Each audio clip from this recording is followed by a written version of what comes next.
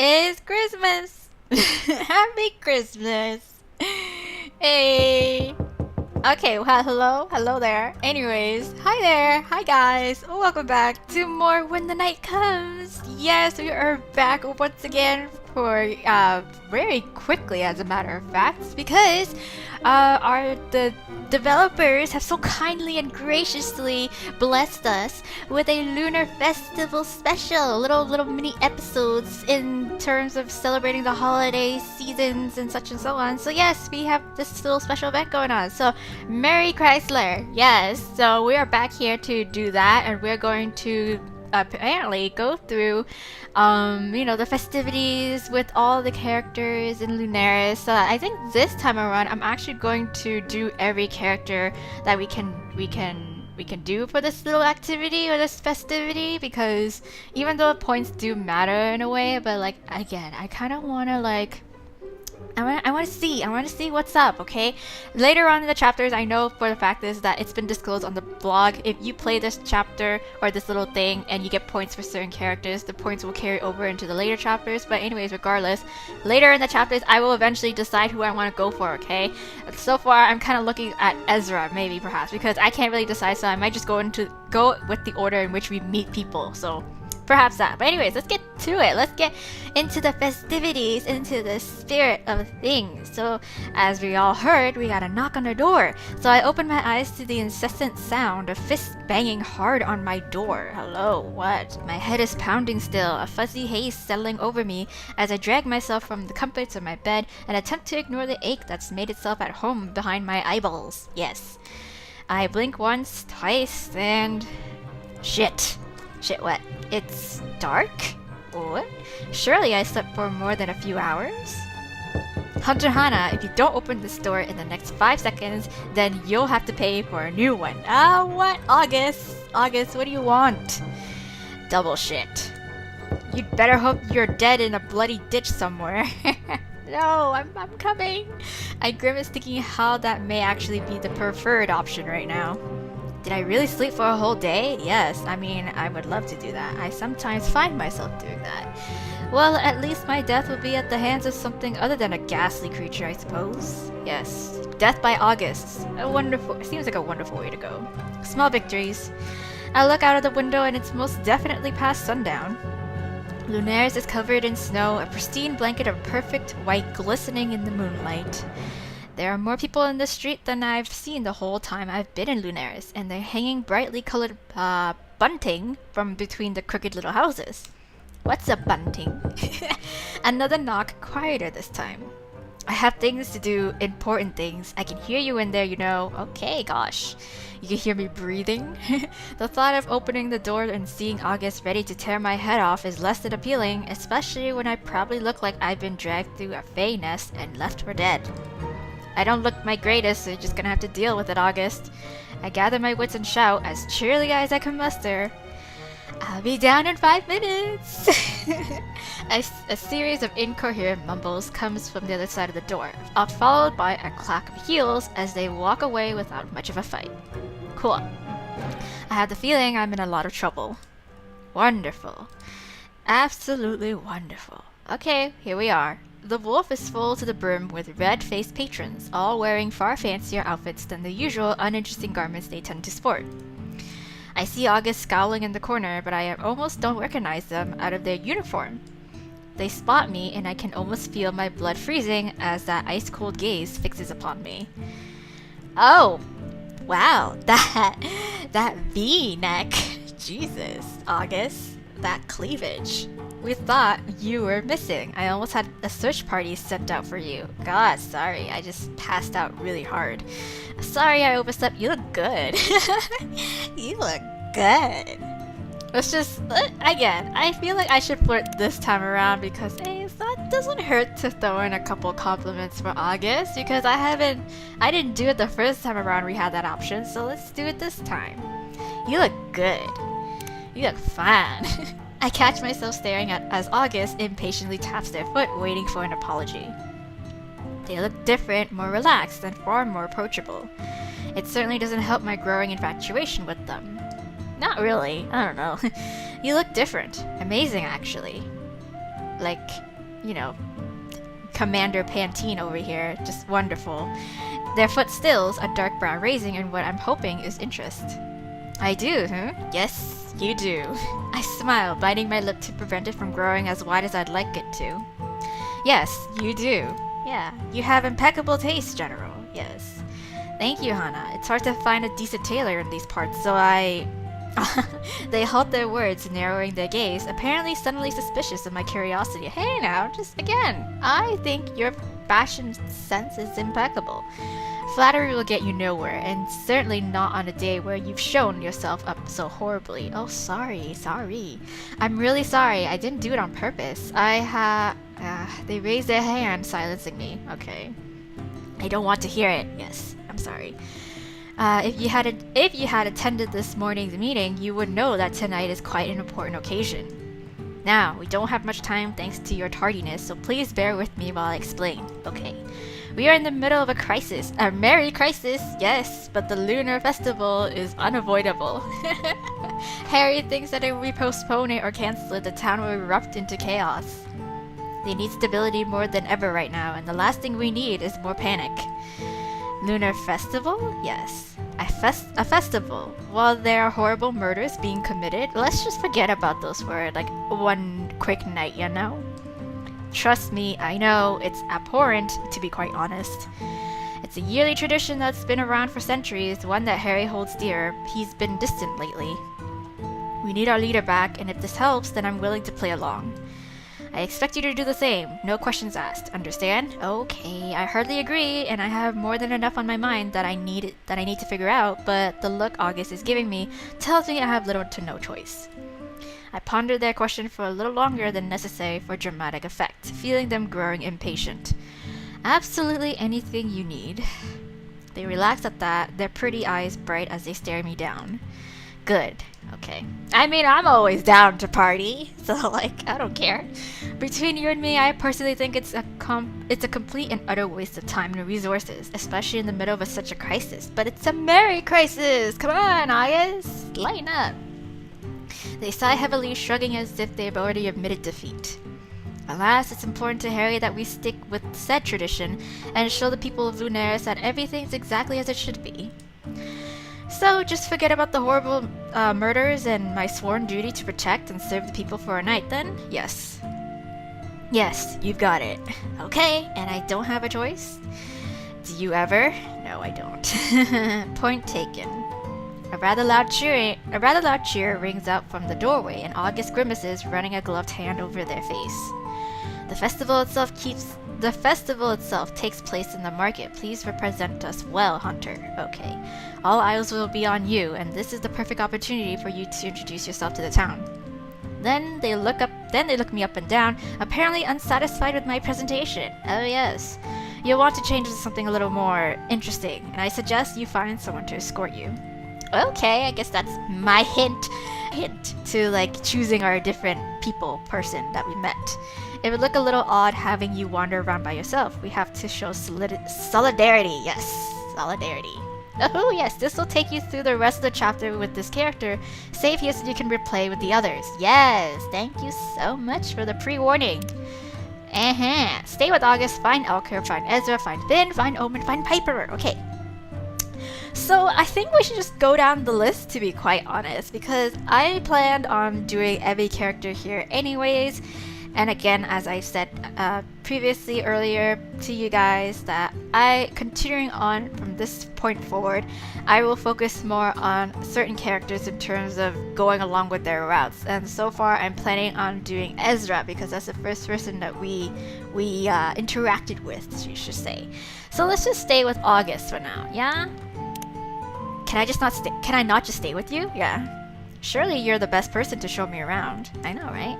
They sigh heavily, contemplating my suggestion with narrowed eyes. I mean, and you're my superior. You're supposed to show me the ropes. This is your town. This isn't my town.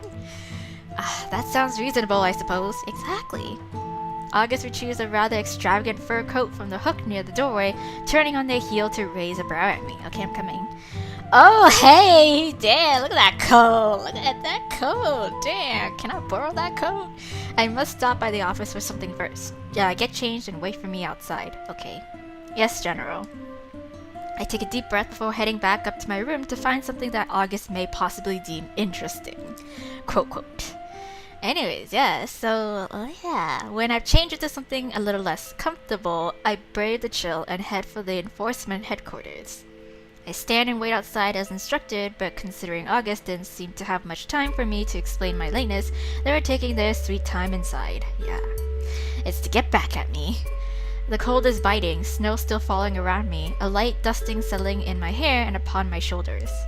I sigh, teeth chattering as I lean back against the cold stone, rubbing my palms together in an effort to generate even the slightest bit of warmth. The town looks enchanting beneath the lush blanket of white, and the distant sound of music and laughter makes me feel strangely at home. I wait a little more, withstanding the cold and boredom as long as I can. August doesn't seem to be appearing anytime soon, so I decide to head inside. Yeah. Boy, dude, my general. What's taking so long? The winding corridors are quiet, dark, and an eerie blue light catches my eye as I turn the corner to find August's office. Are you doing some, like, hocus-pocus magic in there? Like, what's going on?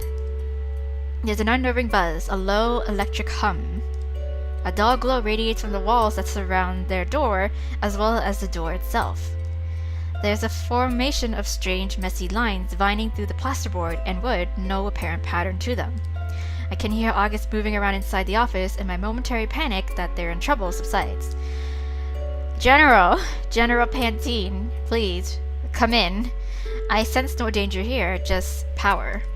Magic. Wait for them outside, seek them out. That's a flirt? Okay.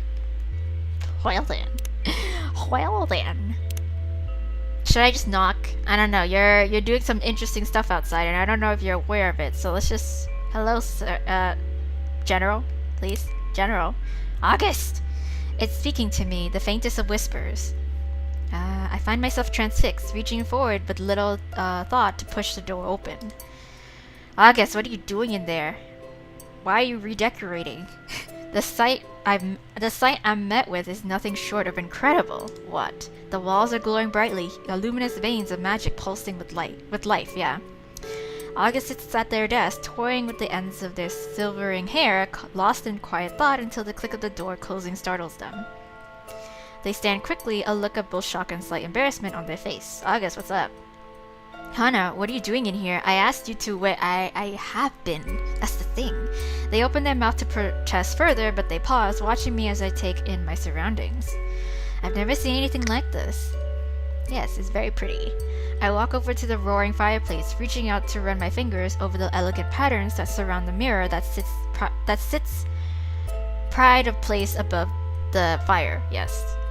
I feel a delicate shock sparking through my fingertips as I make contact, but I don't pull away. Instead, I trace the swirls and curves the curves, closing my eyes and drowning in the feeling that flows through me. I feel alive and possibly connected to something, or someone. August draws nearer to me, a bright flush painting their cheeks, the tips of their ears, their chest. Yes, what were you doing? They pause again, taking a deep, shuddering breath as I continue to follow the path of the magic. They close their eyes for a brief moment. When they open them again, they appear more relaxed, more composed. They join me in looking at the patterns, brow furrowed. I spend so much time here pouring everything I have into my work. Thanks to that, my magic, it's been a little unstable lately. Oh. They clear their throats, swaying where they stand as I remove my hand from the wall, averting their gaze almost shyly. It's not dangerous, I just don't know how to make it stop. No, I think it adds. Yeah, then don't. I think it adds to the decor, you know? They look up at me with wide eyes, a small smile crossing their lips. Don't? That simple? Yes. I find it so shameful that I cannot control it. No. My fingers twitch at my side, and I feel a desperate urge to reach out and touch the bleeding magic once again, as if compelled. There's no shame in being powerful. You should embrace it. It's part of who you are.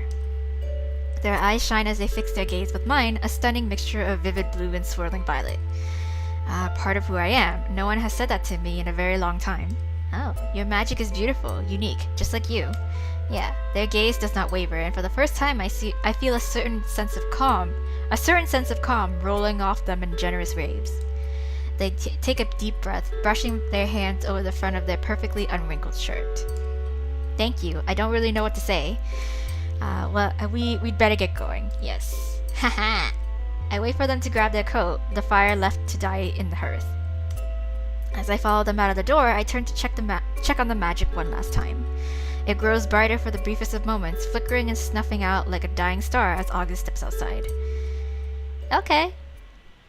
Take me around town. Show me what's good in the hood. The market looks incredible. It's alive with color, full of smiling faces and laughter. It's warm despite the bitter cold, and I feel my worries and apprehension washing away, even if it's only for tonight. If I'm going to be forced to do this, I might as well enjoy it, right? Exactly. August stays close, apparently still quite unsatisfied that they have to be here. Ah, come on, loosen up. Ugh, isn't this awful? Everyone is so happy, going about their evening as if our people aren't being slaughtered. Let's just again, let's just forget about that for a quick second. I crick my brow at them, stifling a smile. Stifling a smile? So, General, tell me, what would you be doing right now if there was no investigation, no festival? They don't hesitate to respond, staring dreamily into the distance. I'd be curled up at home in front of my fire, reading a good book and nursing a glass of the finest wine. Ah, the perfect evening. Sounds good. They stare at me with narrowed eyes, suddenly suspicious. What? Why? I'm not gonna use it against you. Just wondering, I wanna know what you're like. Oh yeah, I wanna know what you like. Okay, gosh. Don't, be so suspicious. I'm just interested to know what vices you have, if any. Yeah. Vices, huh? I have plenty of those, most of which would be none of your business. Okay. I laugh at the almost sultry tone of their voice, wanting to press them further. Come on, General, indulge me. Tell me just one. Yeah, tell me your dirty secret. August bites their bottom lip, eyes darting around, checking who surrounds us before they step closer.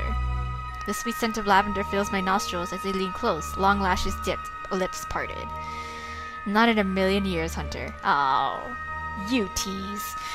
They pull away, entirely too pleased with themselves as they turn on their heel and stride deeper into the market with purpose. They pause, throwing me a look over their shoulder, something mischievous that leaves me stuck in place. What are you waiting for? Come on, let us find a drink. Heavens know I need one. Yeah, knows I need one. I do too. I follow dutifully, taking in the sights, sounds, rich smells. There stands selling decadent pastries and chocolates, others potions and trinkets. I see a few familiar faces, but one stands out above all the rest. Oh, it's Ezra, and he's in his little winter garb too. Oh, he looks so, cuddly. Gus, Hana, how wonderful to see you enjoying the festival. I see August tense, their shoulders tight as they stop dead in their tracks at the sound of his musical voice. Ezra. Gus, how are you? August remains tense, their words curt, and any ounce of calm that had settled over them has swiftly turned to ash. Oh gosh. Yes, good. You? Wow, so... Your voice sounds very poignant. I'm wonderful. It's good to see you. You look better. I think back to the first time I saw these two together in Ezra's shop. August had looked awful, tired, drawn, on the precipice of passing out. They avert their gaze from their earnest emerald eyes. Yes, I feel better. Thank you. It's clipped, but it's something. Ezra offers me a sorry look and holds the goods he has cradled in his arms a little tighter. He looks at August with such an unashamed fondness that it almost hurts. It's almost a wistful gaze, a longing for approval or something. August doesn't give it to him, more interested in anything else other than meeting the witch's bright gaze. I decide to make an attempt to sweeten the sour mood. Did you buy anything interesting, Ezra? Yeah, what you got there? Oh, nothing too exciting. They reduced the cost of goods during the festival, so just stocking up on some things I'm short of in the shop. Okay. August is clearly uninterested in attempting to initiate any further conversation, and the silence that hangs between us is uncomfortable. Well, I'd better go and find Finnegan and the others. He's off showing Omen and Alker around, and that particular combination tends to be dangerous. Wish me luck, and I'll see you around. Yes, too much chaotic energy in that. Bye, Ezra. Good luck. Yeah, bye-bye. August takes a deep breath, watching the witch disappear into the crowds, visibly relaxing once he's out of sight. Gosh, leave it, ask about Ezra. Let's just leave it. I don't think personally I wouldn't want to press it because I feel like August is the type of person who would not disclose such personal issues or problems or anything of that sort to us so easily, especially if we don't know them that well. So yeah, leave it. I decide it's probably best not to press them on the tension that so obviously lingers between them. Yeah. Maybe they'll tell me when we know each other a little better. Exactly my thought. Or maybe they won't. Whatever. Regardless, I'm not so much of a nosy person. I know when to withhold my, my nosiness. August's expression brightens as they spot a little wooden stall at the very edge of the market, the rich scent of cinnamon and cloves in the air. The stallholder smiles, eagerly waving us over. General Willingham, a pleasure as always. Who's your friend? This is Hunter Lee, who hasn't yet had the chance to enjoy your wonderful wine. They turn to me, eyes bright. Would you like some? Aw, hell yeah! I will love some. I am down for some drinks. Yes, please. I'd love to. August's smile widens, and they turn to offer the bald man their coin. Enjoy the fireworks. Okay. We bid him farewell, handing me the steaming cup, a slice of orange, and a stick of cinnamon decorating the dark liquid. Now we can finally enjoy this wretched festival. Don't be such a Grinch. I bring the cup to my lips and take a sip. The liquid instantly warms my insides, the rich taste of it lingering upon my tongue. Damn, that's some good wine. It's delicious. Thank you, August. You're quite welcome. Yeah! We eagerly cradle our cups, the warmth thawing our frozen fingers as we continue to wander through the market. The festival is in full swing by now. A band plays near the docks, people dancing and singing, and a rather large crowd begins to gather near where I assume the display will take place.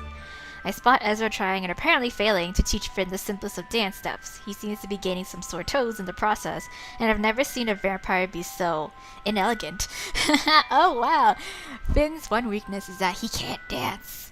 Omen and Alker sit on a bench at the edge of the beach, sharing a bag of what looks like chocolate. Alker shielding it with his cloak and a firm scowl each time Ezra glances over to check on them. I smile, finding myself warming to this strange little town and its odd inhabitants more and more by the day. The people aren't bothered by their presence? No. I nod towards Ezra and his company. Sometimes. Oh. Casimir is harmless until he's not, but he's been a valuable ally to us, and Harry respects him deeply. He offered Harry and his hunter a lot of assistance with some particularly nasty cases back in the day, specifically the elimination of Leviathan Casimir. Oh, I know that name. I should imagine you do. He wreaked havoc across both Alclea and Escria for centuries. And Finn was in his clan? Yes, he was his sire. Finn was his. Levi? I think it's Levi, not Levi, jeez. Levi sired him.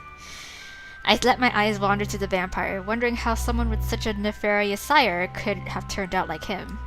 I like to believe that he's changed, that he merely went along with Levi to survive, but never let down your guard. Yeah, I know. I look at Alker next, remembering how the townsfolk responded to him in the tavern. And what are the Lycan? They were quite hostile towards him at the Wolf the first time I met him. We've got our eye on him, but he behaves when he's around Ezra. People feel more at ease seeing them together, I think. I nod, watching the gentle way Alker interacts with Omen. Is Piper here? Yeah, where's our girl? I told her she had to be. She's acting as guard. Okay, no night off for her then? I guess not. Piper doesn't do nights off, or days off, for that matter. She has her flaws, but her work ethic is admirable. Oh, wow. By some weird coincidence, I see her heading towards us. She waves at me with a smile, but it fades when she sees who I'm with. She's like, ugh, it's August. Oi, oi, what do we have here, August sighs, their eyes practically rolling out of their skull. Aren't you supposed to be working, Piper, not disturbing us? Oh, us now, is it? Are we not a team, August? Another sigh, and August mutters something under their breath that sounds a lot like a curse. Busy night? Any trouble?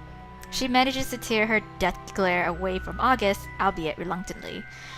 It's boring is what it is. You couldn't have allocated one of your juniors to man the festival, General? Yeah. And why would I do that when I know it annoys you so much? Guys! Plus, there are juniors here, as you know. I did place you in charge of this event. Is that not satisfactory? Now it's Piper rolling her eyes, a condescending smile crossing her lips. To add insult to injury, Piper places her clenched fist to her chest in a salute I haven't seen since training school. Oh, thank you, Major General. I couldn't be more honored. She laughs as she relaxes the salute, an undignified snort that I can't help but smile at. I can practically feel the annoyance rolling off of August, but they somehow keep their cool. Very clever, Merriman. I hear our names being called, a familiar and unmissable figure emerging from the crowd.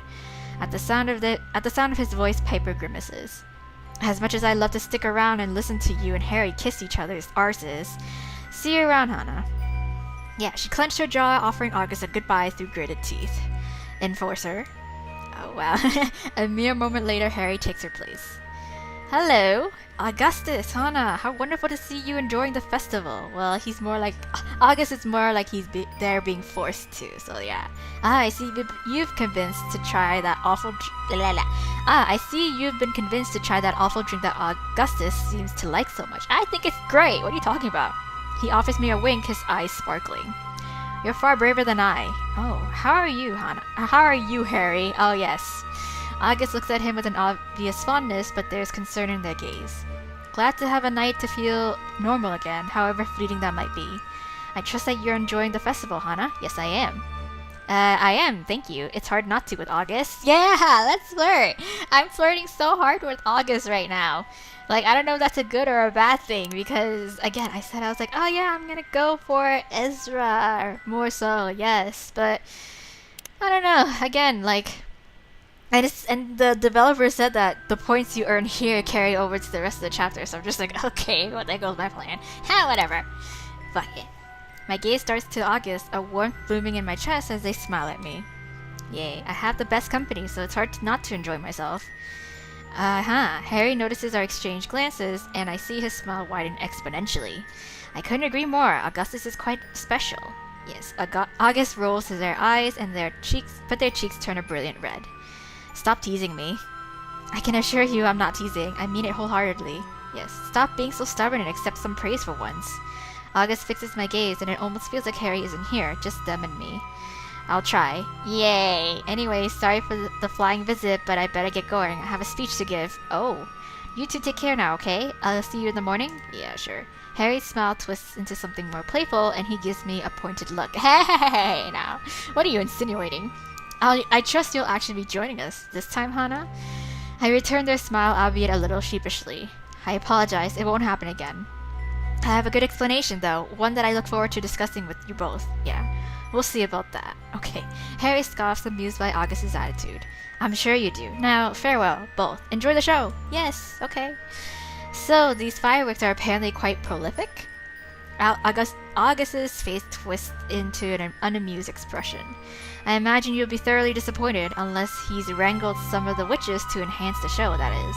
Actually, we'd better go and find a spot. Okay. Okay.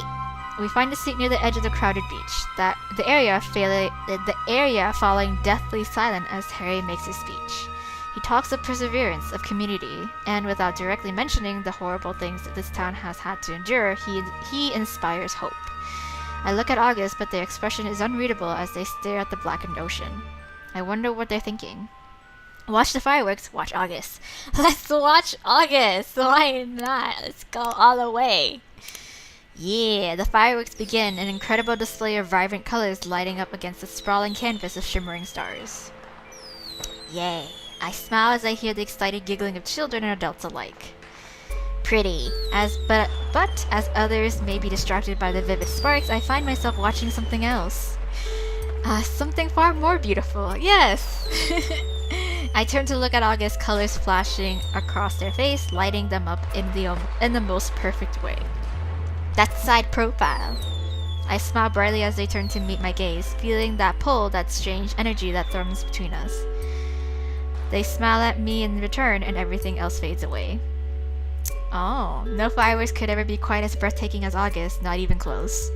The air grows thick with smoke as the impressive display comes to a quick end. Really? That's it? A loud applause breaks out amongst the crowd, and I find myself unconsciously shifting closer to August. I see their fingers twitching where they rest between us, our gazes still locked as I move my own hand ever closer, reaching out. Then... Somewhere in the distance rings out a terrible and gut-wrenching scream. Oh, shit. God damn it. Is that it? Hello? Oh, that's cute though. That's really cute. Ah, end of chapter. Hey, sort of figured. But hey, that ending little, like, CG that would make a cute little wallpaper, little screensaver there. Anyways, we gotta go back. We gotta go back and we gotta do all the other choices with the other characters. Where is that? We're not done quite yet, and I don't think that... I feel like that took a while, but at the same time, I could be wrong. I'm really horrible with, like, my time sense, so I'm just gonna go check really quickly on the time, and we'll see where it goes. Yep, we're Gucci. Yes, we're Gucci. We are Gucci. We're just gonna do this again. So this will take you to the... Yes. So to save here so you can replay the other ones. Yes. Yeah, let's just go down to this. Let's just go down to this. I have someone who can show me around. Ulker, our secondary wolf lichen. Yes. Our little puppy. Very well, just remember that all eyes are on you. Okay? No pressure. And don't forget to change. I know. I look atrocious. I get it. I nod, smiling politely. Yes, General. Good evening, Hunter.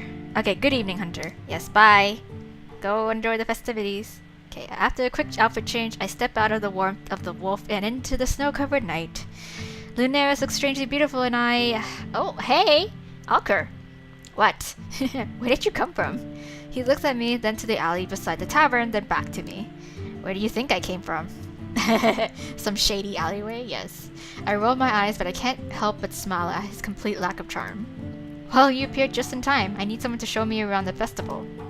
He makes a dismissive noise, his tail drooping. I was hoping to avoid it, actually. Why is that? Because it's shit? Why would I want to go and spend my time with people who despise me? Okay. He has a point. Yeah, I get you. Don't be a coward. Then spend time with me. Spend time with moi. Should I overwrite saves that I have with August? Maybe, yes, no, yes. Again, I feel like... Yeah, I should. Because at the same time, I'm not going for them necessarily. So yeah. I'm just gonna do every character just because it's a special episode. So yeah, that's why. Spend time with them. I sigh, exasperated by his stubbornness. Yeah, then why don't you just see it as a way to spend time with me, right? I know I'd enjoy your company. Come on, big boy. Why don't you show me around town? He huffs, but he's quite clearly shocked, if not a little flattered by my statement. No matter how hard he tries, no matter how hard he tries to hide it. Well, I guess it wouldn't be so terrible. Yes, exactly. You're probably the most interesting person in this shitty little town right now. Yes, thank you. I'm charmed. You should be. Okay. I laugh and his sly smile turns into something brighter until he clears his throat, trying to shake it off. Let's dash then. I need a drink. Everybody needs a drink here. I guess I'm buying. You sure as shit are. God. Okay, fine. Alright. I'm taken aback by the way the market has come alive at night. Yeah, having only passed it when getting myself acquainted with the town, it's thrilling to see it so full, so vibrant. It's densely packed and I hazard a guess that every Lunarian has ventured out despite the snow. I can feel Alker tensing beside me, his tail curled, wolf ears flat against his head. It's okay, Alker, I've got your back, right? I'll stand up for you. I'll beat anybody that looks too funny. I can look after myself, you know. I know, but like he huffs, exasperated, taking a deep breath to calm himself. I'm not scared, just aware. I've not had many good experiences with humans lately, especially since the murders began happening. They used to be friendly towards me. I could move around in peace, unbothered. And now? A heavy sigh, his shoulders sagging. They just lash out. Aw, I get it. They're scared, confused, but I would never hurt them. Aw, you just poor puppy. He averts his gaze and I feel a wave of guilt. His, not mine. Alker? Yeah, Alker. I would never hurt them if I could help it. I understand. He's a lichen. He has no control over what he does when he transforms. Oh, really? I cannot fathom the guilt he must feel if he truly has ever hurted someone by mistake, and I feel a certain sense of guilt myself. I've definitely jumped to conclusions about his kind before, but getting to know him makes me see that they can be just as human as I am. You can't help what you do when you turn. Yeah. He looks down at his bare feet, a sad, lopsided smile crossing his lips. Oh. Yeah, well, I could sure as shit try harder.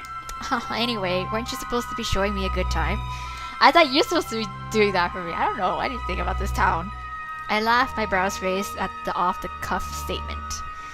I had no idea you felt that way. I'm charmed, really. He sputters, lips curled into a snarl. You know what I meant. Ass. Okay. I'll go buy you your drink, God. He tugs his hood a little higher, keeping a low profile as we weave our way into the busier areas of the market. He hangs onto the back of my coat, staying close just like I asked him. I expected more stares, more people curious about why I'm with him, but people seem to be far too distracted by the festivities. Good, they couldn't mind their own business. He yanks me to a stop, leaning close and whispering in my ear. What? I see Omen, over there. Oh, okay. He points and I follow his finger, finding the demon standing by himself beside the drink stall. Do you want to go and say hi? Yes, come on. Okay. He swiftly jumps in front of me, taking off running, his tail swaying freely behind him. Considering he was so concerned about being hounded, he doesn't seem to be bothered about how loudly he yells to get Omen's attention. I watch as he picks him up by the waist, swinging him around once before releasing him. That's so cute. Sup? Sup, bruh? A bright flush spreads across the demon's cheeks, and I notice that he has his mouth full. He starts chewing furiously so he can speak, swallowing loudly. What are you doing here? I didn't think you wanted to come? The best response Alker can muster after his unexpected outburst is an indifferent shrug, causing Omen to roll his eyes and turn his attention to me. Hi, Anna. Yes, hello. Hello, Omen. Are you here alone? Yes. Well, I think he is. He shakes his head, his tail flicking behind him, swaying from side to side.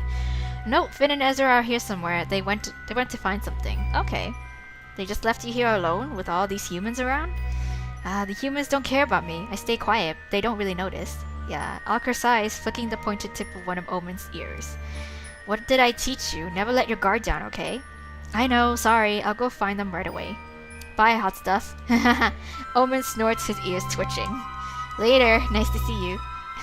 They're so cute. I quirk an accusatory brow at him, trying to stifle my smile. You're really hot stuff, right? I was gonna say, you're really chummy with him, huh? Alker rolls his eyes quite dramatically, pointedly avoiding my gaze. Have you touched the guy? He's boiling, even runs warmer than I do, and that's a feat. But he's a demon. How warm are you? Ask him about being a hybrid. Well, how warm are you? Can I, fancy a touch? Just kidding. How warm are you? Yes. I can't seem to help myself. My curiosity piqued. Yes. And exactly how warm are you? Yeah. He studies my expression, running his tongue over his short fangs. Want to find out? I didn't expect him to play along, so I nod, holding out my arm. Yeah, do it. He unwinds the wraps that wind around his hand, and the full extent of his scars revealed to me. He catches me looking. Gross, huh? No. I shake my head, wiggling my fingers. You don't go years of being a hunter without seeing a few scars, Alker, right? Come on. That's nothing. And I certainly wouldn't be a very good one if I was put off by them. I guess you're right. So, nothing new, then? Yes, nothing new. I smile. Nothing new. His smirk grows, almost morphing into a smile. Almost. He curls his fingers around my wrist and the heat hits me immediately. It seeps right down into my bones, a comfort I didn't know I needed, chasing away the biting cold. Well? Wow, you're like a human heater. I clear my throat, my pulse quickening, protesting beneath his fingertips. It feels nice. Yeah. He exhales sharply as we stare at one another. It's quiet, but I notice. He withdraws his touch, rewrapping his hands. His cheeks are lightly flushed as he does so, and he refuses to meet my gaze. Told you I was warm, yeah. It's nice, I like it.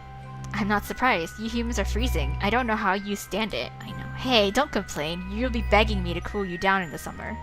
Sorry, Hannah, I don't beg. I bite my bottom lip, catching his crimson gaze and holding it. Wanna place a bet on that? Oh, what is this power move here? He huffs at that, flustered, and I decide that Alker definitely begs. So now what? You're the one who dragged me here. I'm following your lead, remember? I hum, trying to figure out what to do in a place I have no knowledge of. Where are the food stalls? Are you hungry? Now you're talking my language. This way. Okay, he cocks his head, gesturing for me to follow him back into the crowd. He seems far less bothered by the amount of people that are here, apparently able to be relatively normal when there's food involved. We follow our noses, the sweet scent of freshly baked pastries and cakes luring us in. I spot a white forelock in the crowd, nudging Alker in the ribs to alert him to Ezra's presence. Yeah, Ezra's presence. He takes off running again, and I watch as he sneaks up behind the witch. As Alker attempts to scare the living daylight out of him by yelling, Ezra turns calmly undeterred. He rolls his eyes, but his smile is bright. Nice try. I thought we were too boring for you, and you were going to stay at the shop? Alker bristles, his nose crinkling as he smirks at Ezra defiantly. Yeah, well, I changed my mind. Ezra looks at me as I approach, registering that we're here together. Change your mind all by yourself? Nothing to do with your friend here? With our friend here. Alker huffs, busying himself by picking at a stray thread that hangs from his tattered shirt. Is he behaving? Yes, he is. I see an opportunity and take it, narrowing my eyes at Alker and twisting my mouth into a grimace. So, he's okay. I can tell you two will get along swimmingly. Oh, I forgot to ask. What? How are you feeling after last night? Alker looks at me, concern etched on his face, a deep furrow in his brow. What happened last night? I'm fine, thank you, Ezra. Just a little bit confused, but I'll figure it out. I'll explain later, Alker. Now is not the time or the place, though. I think about someone in the crowd possibly hearing me, thinking better of uttering another word about my encounter. You know where I am if you need me. Okay. Hey, did the demon find you? Yes, he found us. Well, he's with Finn, finding a spot for the fireworks. No need to worry. Speaking of, I'd better attempt to find them before they get swallowed by the crowd. Farewell, friends. Enjoy the rest of your evening. Yes, thank you. Bye now. What Ezra said, are you okay? Yeah, I'm fine, but that's a story for another day. Somewhere with less people, yes. Somewhere where we won't be eavesdropped. He looks a little wounded, but he nods, understanding. Okay, fair enough. Did you still want to get food? Yeah, do wolves howl at the moon? I don't know, do they?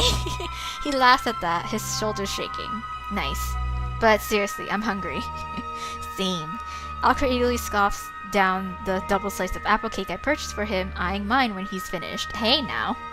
Eat the cake, feed him the cake. I'll feed you the cake. God damn it, I'll feed it to you. Jesus.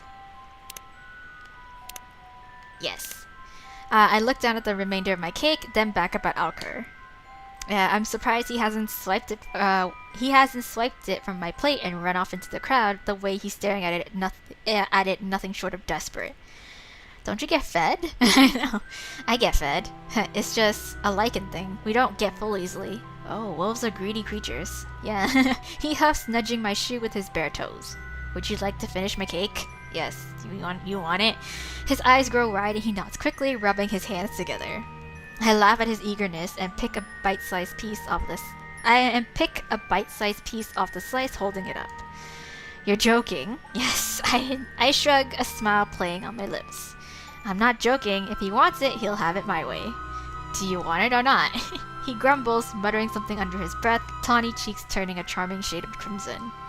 I want it. Okay.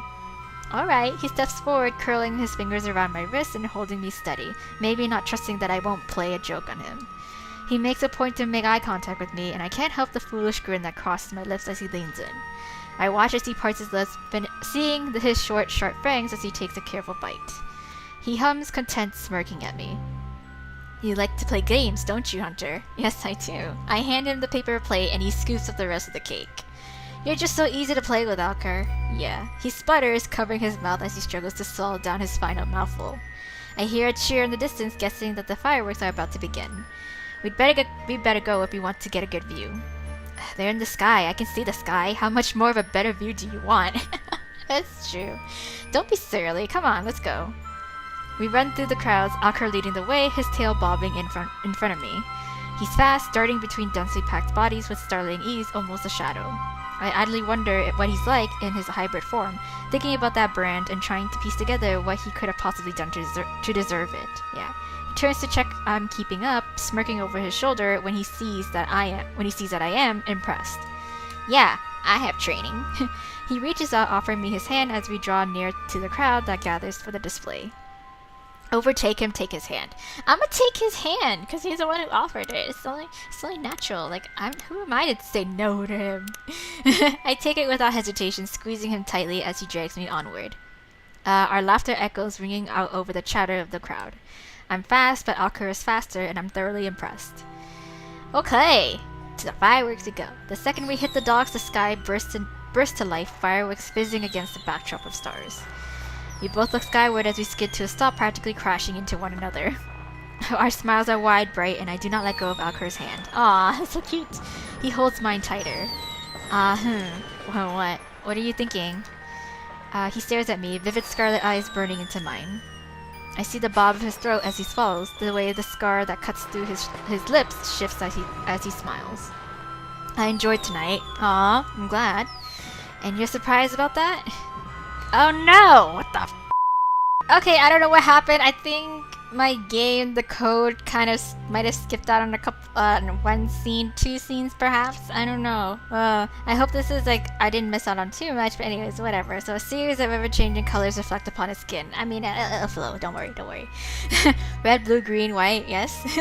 He opens his mouth to speak and I notice just how close we are, his breath warm against my skin. I swallow thickly under the squeeze of his hand. Then, a scream! Ah! Yes. A terrible blood-curdling scream. Somewhere in the distance rings out a terrible blood-curdling scream. Ah! It's me. Anyways. There we go. So we finish up on, Alker's little episode here. So let's just go back once again and go do Ezra. Or should I do Ezra last just because I kind of want the thing to... Yeah, let's just do that. So I'm officially gonna go ahead and do Ezra's route first and focus more on him. So of course I will do the rest of other people here just to get them out of the way, just to kind of see what kind of goes on kind of thing. And then yeah, we'll come back for Ezra. Let's go Finn. Let's go find Finn. I have someone who can show me around, yes. So very well, just remember that all liars are used and don't forget to change. I nod, smiling politely. Yes, General. Good evening, Hunter. Okay, bye. They tug on the expensive looking fur coat and head out into the chill. I look down at my outfit, sighing as I resign myself to the fact that I probably should change. I know, I look terrible. I gotta look my best. Gotta wear that Gucci. I stand in the street feeling a little torn. The last time I saw Finn, he was hanging out in the graveyard, like all good vampires do, but I'd rather avoid going there again after what happened last night. The only other idea that pops into my head is to go to Ezra's shop in the hopes of that he can direct me to him. I feel a strange connection to the vampire, especially after last night. He was so kind to me, so caring. I feel a fool for being so enthralled so fast, but life is short, as they say. Unless, of course, you're Finn. Then life is long. I reach the shop, the mage light lantern just flickering and fading as I approach the door, signaling that its owner is leaving the premises. The door swings open and I'm met by a startled-looking Ezra. What's wrong? Hana, are you okay? Yes, why? I'm fine. I was actually just wondering if you could help me find Finn. His expression relaxes, a sly smile crossing his lips. Oh, well, of course I can. Yeah, you'll have to come inside, though. Why? Why is that? Omen waits patiently by the counter, smiling shyly at me as I enter. Hello, Omen. Are you coming to the festival with us? Maybe. Before I can speak, Ezra gracefully interrupts. She's looking for Finn. I assume to escort you to the festival. Did Gus request that you attend? Yes. I nod and Omen seems confused but enthusiastic nonetheless. Oh, okay, we'll have fun. Okay. Ezra winks at me, ordering the demon to stay put while he directs me towards the back room. Are you gonna direct me to the latch? Is that it? Ezra stands beside the trapdoor that sits in the center of the room, turning to face me, his eyes sparkling. Want to see a trick? Sure. A trick? He laughs, bending down to unhook the latch. I almost expect him to cast a spell, but... Watch and learn. Okay. He lays flat on the ground, sticking his head through the pitch-black hole, a startling cold breeze wafting up from the underground. It smells damp, stale. I remember Omen mentioning something about there being catacombs beneath the town, but they weren't marked on the map that I received in my summons. Ezra yells into the hatch, his voice echoing eerily into the darkness. Then again, quickly please, I don't have all night. I stare at him as he stands, brushing down his clothing. He'll be along shortly. Would you like me to wait with you? I hear the front door of the shop opening, followed by deep, muffled laughter. Ezra's eyes widen, and he grimaces. That's probably my cue to leave. What? I can't leave those two unsupervised for too long without something getting broken. Do you mind? Oh no. Those two? I'm assuming Alker and Omen. He sighs, throwing me a sorry look. Omen and Alker, yes. Alker likes to tease him, tell him unsavory things that I can't risk him repeating in public again. Unfortunately, Omen isn't fully attuned to the ways of our world just yet, so having that troublesome lichen around him can lead to some issues. Is he teaching him all the bad words? He sounds exasperated, but he looks strangely happy. I can tell he has a lot of affection for this little band of supernatural misfits. That is until a rather loud crash rings out from the shop. Oh dear. I can wait. Go on. Do you need me to lock up? Would you? Finn knows how, and he can help you. Okay. Thank you so much. No problem. Hopefully we'll see you at the festival. He grins, a knowing look in his eyes. Have fun with him. He won't keep you waiting for too long. He's usually quite punctual. See you later, Ezra. Okay, Ezra.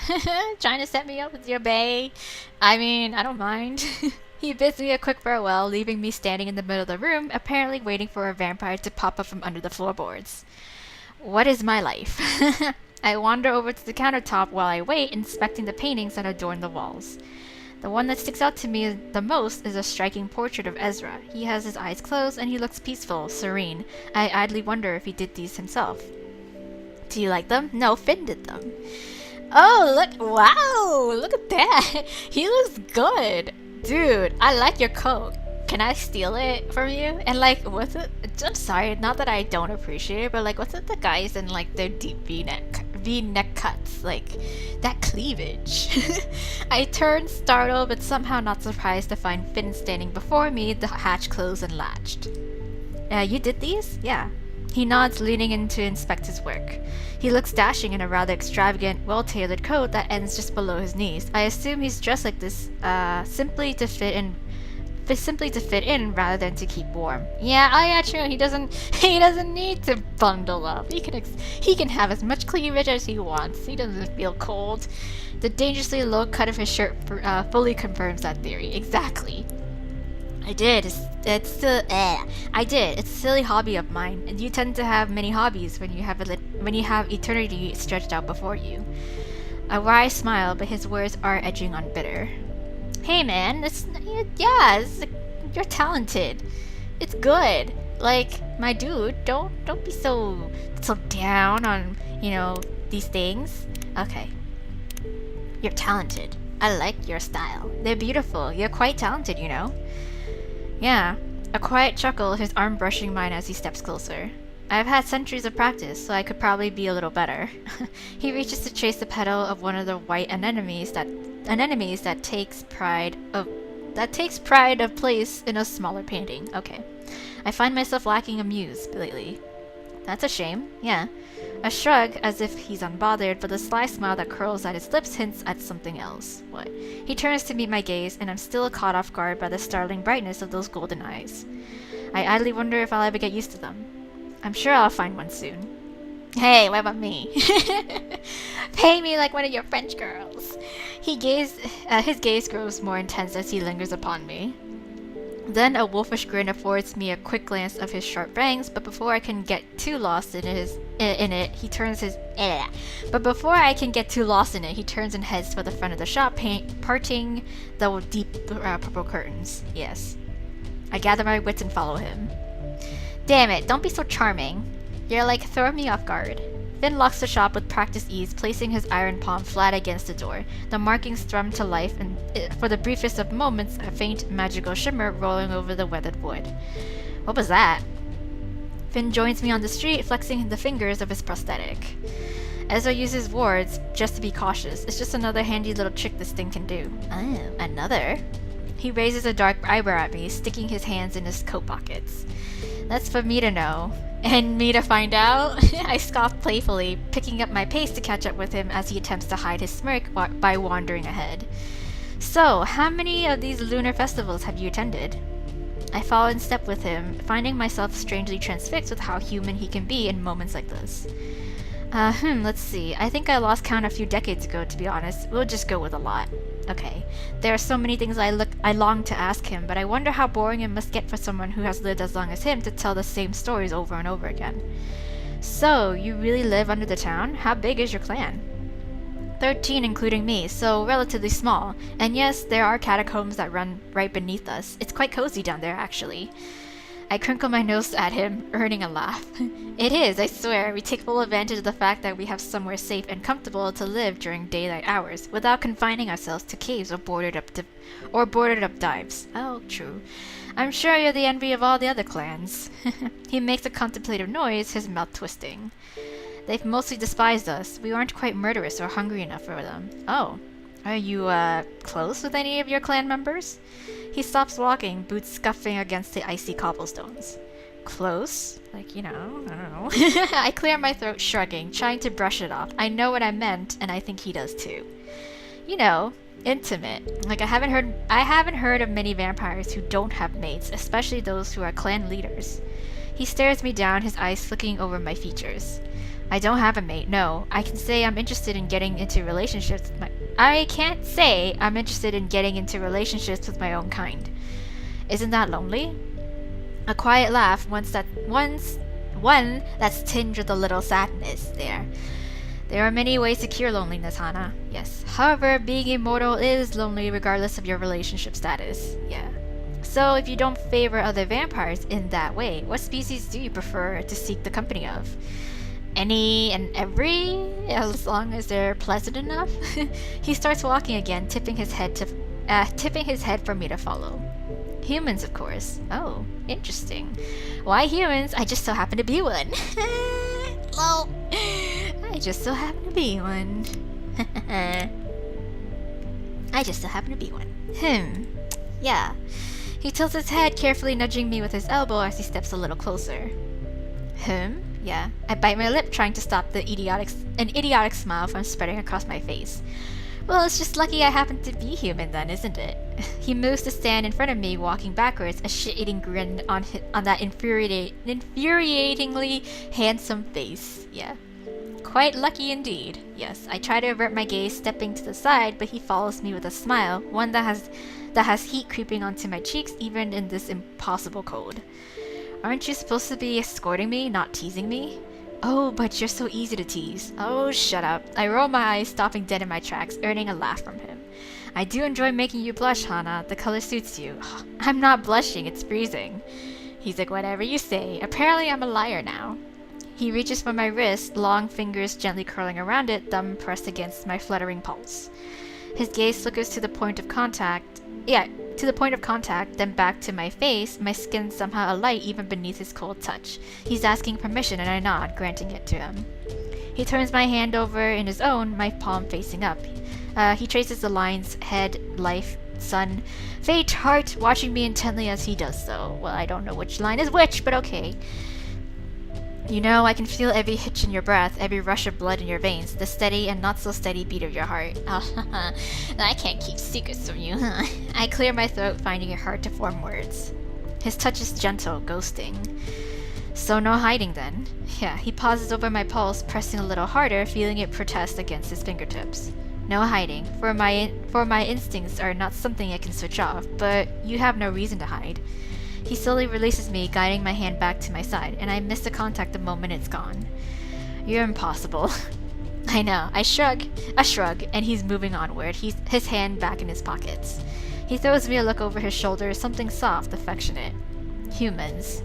Shut up. The festival is overflowing, teeming with life and laughter as we push our way into the crowds that gather around the various colorful stalls. I stay close to Finn, amused to see townsfolk enthusiastically waving and smiling at him. You're quite popular, aren't you? Yeah.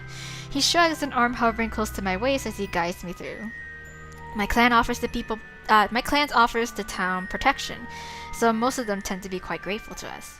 There are some who are less than thrilled about my presence though, so don't be fooled. Yeah, I figured. We finally find a break in the crowd, moving to stand near the edge of the market where we can see the docks. It's mostly the older residents who are quite hesitant to trust me, and I do not blame them. Why wouldn't they trust you? He looks away, flexing his fingers, the magic that flows through his iron arm fluttering with movement. Because I'm still a vampire, and the former head of my clan, my sire, was not interested in offering the town any kind of protection. Though we did not hunt near here, word travels. Okay. I let the silence between us linger, giving him a moment before he's turning to me with that trademark lopsided grin. Let's show you how us Lunarians do things, shall we? Okay, fine. Show me how you guys party up in here. He holds out his arm, showing me the way. Piper emerges from the crowd, stopping us both in our tracks. She's armed, albeit subtly, and her smile is friendly as she approaches. Hello. Well, what have we here? You get the attention of all the pretty ones, don't you, Casimir? Hello, Piper. Yes, I clear my throat, eyebrow raised. Pretty ones? Ignore her. She's just bitter that Willingham has her doing grunt work tonight. Isn't that right, Piper? Everyone else gets the night off, and yet here I am, shouting at drunkards for getting too handsy with the sweet stand. Finn laughs, clearly amused at her annoyance. I'd be annoyed too, you know. She's working on a holiday. She throws him a glare, but her lips curl into a smile. I get the impression these two are friendly. Anyway, what are you two up to? Going to show her your dingy underground lair, Casimir? Finn scoffs, eyes rolling. That the catacombs are no less dingy than the hovel you call home, I'm sure. I'm sure they're both lovely. Look at me, trying to be like the mediator. Piper snorts, elbowing Finn in the ribs. I prefer to stay above ground. Those tunnels give me the creeps. Well, you give us the creeps, so I guess we're even, says the dead man. Are you really working tonight, Piper? Yes, she is. She sighs, cocking her head. Yes, and I better get back to it, actually. No doubt Willingham is on the lookout, just dying for me to fuck up. Yeah. It was nice seeing you both. Enjoy the rest of the evening. Piper waves as she departs, shouting loudly as she goes. Fingers crossed for no horrible murders. Yes, well, we can't promise that, because by the end of this chapter, someone got murdered. Finn huffs a laugh, shaking his head incredulously. You two are friends, then? Yeah, he shrugs. I suppose she's alright, and she doesn't bother us. She's good at understanding we mean no harm. I think you two are quite similar, actually, so it makes sense. I've been compared to worse. I'll take it. At least she can hold her liquor. Come on, let's have a look around. Alright. He insists on showing me his favorite stalls. One that overflows with a selection of beautiful parchments, colorful inks, sketchbooks. Oh. He's enthusiastic when he tells me which book he purchased for Omen when he saw him scribbling on the back of Ezra's shop records one day. We turn the corner and find an exasperated Ezra perusing the herbalist's stall, bickering with the sour-faced woman that owns it. Finn smiles, approaching him quietly and placing a hand upon his back to announce his presence. Is there a problem? Ezra turns, visibly relaxing when he sees him. Nothing other than her trying to stiff me for her shoddy Angelica route. Oh, he mutters something under his breath and hands over his coin, stuffing the goods into his pocket. He's just trying to haggle her, I guess. Yeah. Sorry about that. I take the price of goods a bit too seriously sometimes. Are you two enjoying yourselves? Yes. Finn looks at me expectantly, raising a scarred brow. Of course. How can I not with such a wonderful guide? Glad to hear it. Now, I'd better dash. I left Omen and Alker at the docks to save a spot for the fireworks. Was that a good idea? Alker probably has him halfway to Therius by now? I laugh, but it's probably true. Shit. I'll go and see if I can find them. I've already confiscated chocolate from Omen twice. He just can't resist, can't he? No matter how much he complains about his tongue tingling. Enjoy the fireworks. I hear they'll be quite impressive this year. Okay. He glances at Finn and winks playfully. Behave, you. Don't I always? If you say so. Alright. Goodbye, you two. Alright. Are you happy to watch the fireworks? We don't have to. I've definitely seen them plenty of times. But if you want, okay. Let's watch. What else do you have in mind? Oh, what else did you have in mind? What? Oh, okay. I like where this is going. Yeah. What would you do if you weren't here with me? Yes, just like a hypothetical. He ponders my question for a moment, scuffing his boots on the ground as he steps closer. Let's go for a walk. Okay. A walk? Where? Yeah, I want to show you my favorite place. It's not far. Come on. Better not be that graveyard. Just to be honest. He takes me down to the beach, the sand dark beneath my shoes. It's small, something you wouldn't expect to see in a town like Lunaris, but the water that gently laps against the shore is soothing. I can see why he likes it here. Oh, is it just like an isolated sort of beach area? I come here often. It's one of the only places I can find a little peace, other than the graveyard. When was the last time you saw the sun? Oh, just a good 660-something years ago, give or take. Oh, wow. But that's okay, because I have places like this that still look wonderful in the darkness. Good company helps too. Oh, he stands close, our fingertips brushing. I shiver at the feel of his cold skin, craving that contact. Thank you for showing me. Yeah, it's lovely here. He hums his agreement, and we stand in silence for a little while, the noise of the festival a distant murmur. I rove my eyes over his face, the milky glow of the moonlight spilling over his cheeks, his dark lashes fluttering as he stares up at the stars. My heart stutters in my chest, and I think back to his words earlier on, knowing that he's heard it. I wonder what it sounds like to him. Is it a rush, a quickening, a desperate thrum? A smirk hooks in the corner of his mouth, but he doesn't turn to meet my gaze. Fireworks burst across the sky, sparks scattering wildly, and Finn looks as otherworldly as he truly is, as his sharp features are bathed in ever-shifting colors. I look skyward, and it's only as I avert my gaze that I feel him looking at me. Beautiful. Yes. His next words are soft, weightless, lingering. Yes, beautiful. We're just calling each other beautiful instead of looking at the fireworks. This is so freaking cheesy, but it's cute. I feel my fingers reach for mine. Yeah, I feel his fingers reach for mine, my breath stuttering as I meet his touch willingly. Not even the ice-cold chill of his skin could cool the impossible heat that I feel in this moment. The fireworks stop, the crowd cheering. Then silence, and then a scream. Nothing but him and I. My gaze drops to our loosely intertwined fingers, then up to meet burning gold. With little thought, little hesitation, we both lean in until our lips are but a breath away. Breath apart! Oh my god, we nearly come close to kissing this dude. Then a scream. Yes, a scream. Yeah, I knew it. Blood curdling and awful in the distance. Dun dun dun! What a way to ruin the moment. Anyways, whatever. Hey, whatevs. Okay. God damn, that chapter, I feel like Finn is getting to me, because I'm very much so tempted to like go for him right now. But no, we gotta stick to our plan. We gotta remain loyal, okay? Okay, let's go find Omen this time. I think I know someone I could ask, yes. Okay, I'll change, don't worry, August. I'll look my best, don't worry. They tug on an expensive looking fur coat and head out into the chill, and I go and I change out of my ugly clothing, because August says so. The cold is biting as I step out of the warmth of the wolf. I head for Ezra's shop, that being the last place I saw Omen. I can think of no better person to spend such an event with, knowing the curious demon is sure to be excellent company. Snow is still falling, and Lunaris looks beautiful beneath a blanket of sparkling, luscious white. I turn the corner and see Finn and Ezra outside his shop, the mage light lantern flickering and fading as the witch steps out onto the street. He squeals as Finn shoves a handful of snow down the back of his coat, shoving the vampire playfully. Finn picks him up and spins him around once, twice, the brightest smile on Ezra's flushed, freckled face as he releases him. Oh my god, these two are so cute! Oh, boyfriends.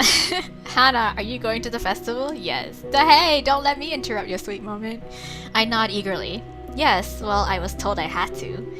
Willingham, I'm guessing? Yes, got it in one. At least you get a night off, I suppose. Cherish it while you can. How are you feeling, by the way? Well, my head is clear after my exceptionally long sleep, but a strange feeling still lingers. I'll be okay, just a little confused. Hopefully I can get some clarity when I get to speak to Harry and August in the morning. They share a loaded look, and I feel oddly like they're keeping something from me. We'd better be going if we want to make the most of the festival. Yes, would you like to join us? Actually, I was looking for Omen. Yeah, where is that little demon? Another shared look, this time a little more playful. The demon, You don't strike me as a type to... What? Ezra elbows him in the arm, causing the vampire to flinch. I doubt it hurt him, but he plays along anyway. Finnegan, please. Please. Sorry. He's inside. Okay. Take care of him, won't you? Yeah. And don't let him eat any chocolate, I beg you. Why? I will, and noted. Goodbye, Hannah. Have fun? Yes. Okay. Bye-bye. They take off down the street, Ezra quietly cursing Finn out as they go. The vampire slings his arm over Ezra's shoulder, throwing his head back and laughing loudly. They're so cute. I can still hear it echoing off the stonework when they're out of sight. I step up onto the stoop and knock once before entering. Hello, Omen, my dear. The shop is warm, a nice reprieve from the biting winter outside. I spot a pointed tail swaying behind the shop counter, and as the bell above the door jingles, Omen pops up. Oh, Hana, yes. Hello, Omen. What are you up to? What are you up to down there? I was just looking for my notebook. Oh, I thought I'd lost it, but I just hid it well. I had to wait for Finn and Ezra to leave, but I'm not supposed to go near the counter. Oh, why not? He drops his gaze, his tail wrapping around his leg, ears drooping. Well, I may or may not have accidentally set fire to it once. I moved to where he stands, and sure enough, the wood at the base is charred, blackened. Does that happen a lot? He shakes his head, looking a little sad, maybe even guilty. It doesn't, but when it does, it's scary. I try hard to control it, but sometimes my emotions get the better of me. But were you looking for Ezra? You just missed him. Nah. Ugh, excuse me, I had a gas bubble in my throat. No, I was looking for you. His eyes grow wide, brow raised. His tail unfurls from around his leg, gently swaying from side to side. Me? Why? Because I'd like to take you to the festival. Let's go on a date. Let's make a date. Let's go. You and me. Let's do it. Yeah. Let's go. Lego. I would love to take you to the festival if you'd like that. Yeah. Come, Omen. You would? Yes. I laugh, charmed by his obvious shock. Of course. Don't you think it would be fun? I think most things with you would be fun, Hana. Aw. Can we watch the fireworks together? Yes. Oh, and get some hot chocolate? Yes. He looks at me as if he's testing the waters, waiting to see if Ezra has informed me that he's banned from indulging in the sweeter things. Maybe we'll just stick to the fireworks? He's like, he already told you. Yeah, well, it was worth a shot. He grabs his notebook, tucking it into the safety of his fluffy coat. Yeah, let's go. Lego. Let's go. Omen skips along beside me, tipping his head skyward to catch snowflakes on the tip of his tongue. He's so cute. A tongue which I'm startled to discover is alarmingly long and as black as the night. I try not to stare, but it's hard. I know, it's very hard. Quite the tongue you got there. Omen, do you mind me asking what kind of demon you are? He stops dead in his tracks, looking around to check that we're alone as we continue down the icy cobbled street. I'm not allowed to tell. Oh, well, that's not suspicious. Yeah, does Ezra know? He nods, wrapping his arms around himself. Yes, but I didn't tell him. He just knew. Oh, no one else does, though. Sorry, Hana. I'd like to tell you, but it's fine. I understand. He smiles, twirling around once, twice, tipping his head back once more. He's so cute. I'll let it slide just because you're cute. He's clearly enamored with the snow, wiggling his fingers, palm facing upwards as he catches flakes against pale skin. They melt upon contact faster than they would if I were to do the same. He looks a little sad, a heavy sigh falling from his lips. Aw. What's the matter? He stops, turning to face me. Sometimes it sucks being as warm as I am. Yeah, I love snow. We don't have it where I come from, but I can't enjoy it because it melts too quickly. Aw, so just a snowball fight. Make snow angels. Yeah, why not make snow angels? You know what? No, let's make snow demons. I think snow demons are appropriate. Let's do that. I know something fun we could do that you'd be quite good at, actually. Yes, you do? I nod, reaching out. He takes my hand and I feel just how warm he is. It's not uncomfortable, but definitely a shock at first. Sorry, I know it's weird. We don't have to... No, it's fine, it's nice. Yeah, it's like my own little heater. Here, my own little personal heater. It is, yeah. I squeeze his hand to reassure him, his warmth seeping right down to my bones. I'm freezing, you're warming me up. Yeah. He smiles, and it's something soft, sweet. I'm glad. I clear my throat, trying not to get too distracted by the way he's looking at me with that charming gaze. Now, we just need to lay in the snow. Lay down in the snow? Yes. But it will just melt under me? Yes, but that's the point. I drag him toward an undisturbed patch of snow that sits between two houses, falling to my knees and urging him to follow. Sure enough, the snow quickly melts beneath him. Well, that's kind of the point here. Yeah, just copy me, okay? He nods quickly, following my lead as I lay on my back, still clasping his hand as I splay out my arms and legs. He starts to laugh at me and my flapping, but when he realizes what I'm doing, he enthusiastically joins in. I help him stand when we're done, and his snow angel is far more impressive than my own. See? You can have fun with the snow. You're an angel now. I know. He leans against me, laughter still shaking his shoulders. It's the first time I've ever been called an angel. He's cute. We reached the market a little while later, having become quite distracted with Omen's fascination with the snow. He's in an amazing mood, bright and cheerful, and I feel my worries melting away why am I saying after when it's not even there? And I feel my worries melting away while I'm in his presence. He insists that we seek out the area of the market where they sell food and drink, and I keep my wits about me and heed Ezra's warning. No chocolate. You're serious? Yeah, I stand my ground even when he looks at me with those big brown eyes. Ezra said no, and I trust that he's looking out for you. Do you want to tell me why you can't have chocolate? Well, I might be a little bit allergic to it. Oh, demons can have allergies? I guess so. I guess we can? Then definitely not. I don't want you getting sick. Yeah. He huffs, sidling up to me, his tail swaying lazily behind him. Listen, all that happens is that my tongue gets a little weird. I clear my throat, nodding. Okay, go on. A heavy, stubborn sigh, and I wonder if I'm about to see a demon temper tantrum. Instead, he offers me a smile. It just goes tingly. Tingly? He nods, his tail curling around my wrist, giving it an insistent tug. Please, just a little. It tastes so good. That's like people who are like lactose intolerant. It's like, I'm lactose, but I'm just gonna drink this milkshake anyways. I don't care. Just a taste, flirt. Does a flirt say no? Oh, who am I to say no to him? Come on. Lighten up. It's Christmas. It is Christmas. Okay? We'll have a Merry Crisis. I find it quite hard to deny him when he's looking at me like that. Yes, I sigh, defeated, and before I even say yes, I've even said yes, he's excitedly clapping. Fine, but just a tiny taste. Nothing too crazy. Deal? You're not eating a whole Toblerone, okay? Deal. You pick something and we'll share. Okay. Good enough. I return with a box of chocolate truffles lovingly wrapped in gold tissue paper and tied with a red bow. This reminds me of you, the colors. Yeah. Oh, yes, they're my favorite. Oh, now it's chocolate time. It's chocolate time. I roll my eyes, unable to stop myself from smiling as I open the box, letting him pick one. One. He deliciously brings it to his lips, taking a careful bite.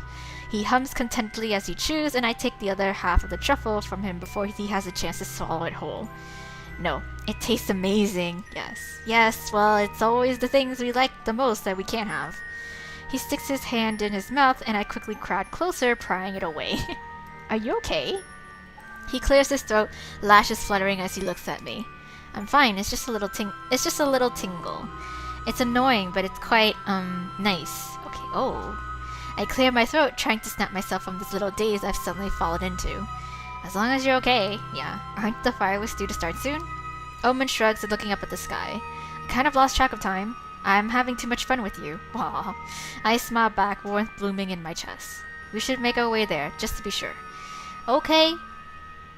Off we go. The docks are packed, teeming with people. We squeeze as close as we can, but Omen stays close, apparently not a huge fan of such a big crowd. Watch Omen. Of course we're gonna watch Omen. Jesus Christ. I've come this far. Yes.